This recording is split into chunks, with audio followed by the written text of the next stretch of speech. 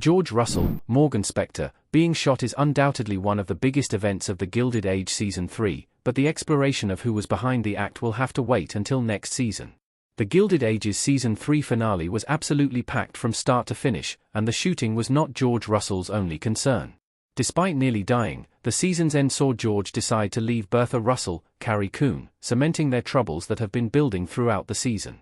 The Gilded Age Season 4 will necessarily have to answer some big questions about their marriage, but George will also need to get some answers about his unknown attacker. 5. A newly introduced Morenci miner or railroad magnate. George Russell angry. The Gilded Age.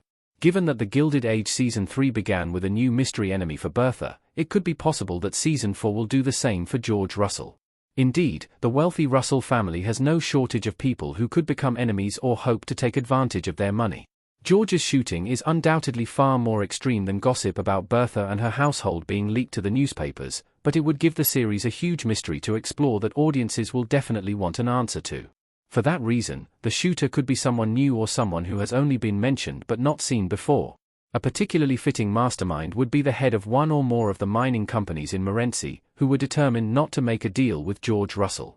With Larry Russell's, Harry Richardson, help, George did come out victorious, but perhaps they realized how much money they actually lost out on thanks to the new vein.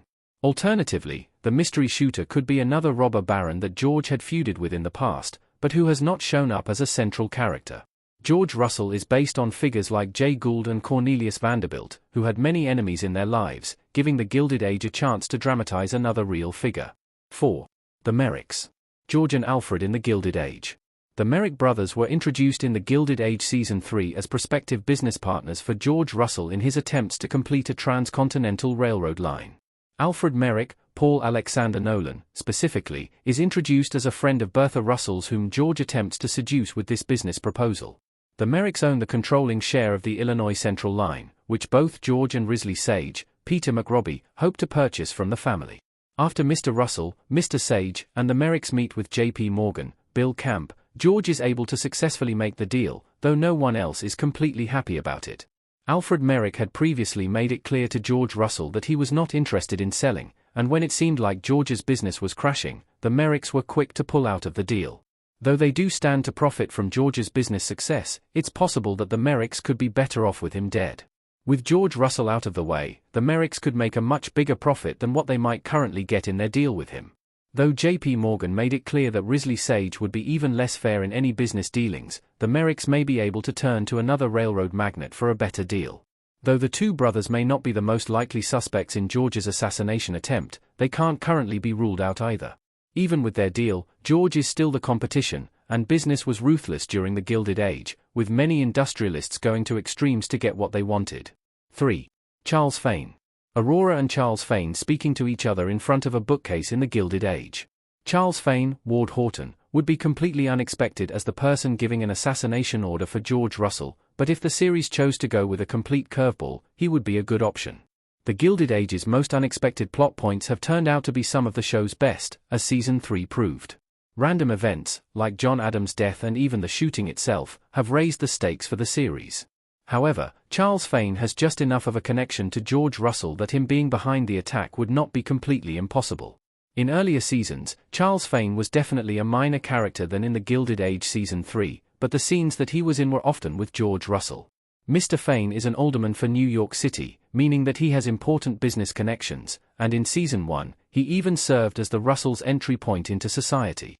In the Gilded Age Season 1, Mr. Russell nearly ruined the Fanes, and to survive financially, Charles asks Aurora Fane, Kelly O'Hara, to help Bertha enter society. Now, Bertha heads the New York social scene and even makes it possible for Aurora to remain in society after her divorce. Now that he is a divorcee and disliked by those within Aurora's circle thanks to his actions, Charles Fane may come to see his circumstances as a result of Mr. Russell's actions, and he may have decided to take revenge.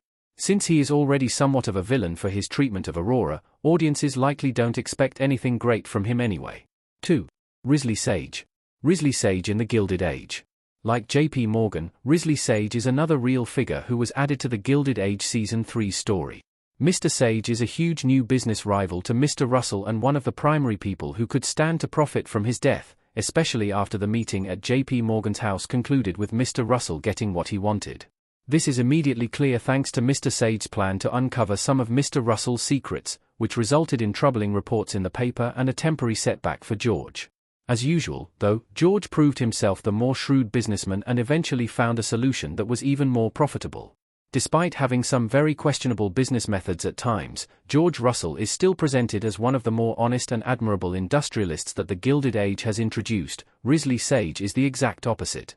If he is willing to publish Mr. Russell's secrets, he may have been willing to go even further.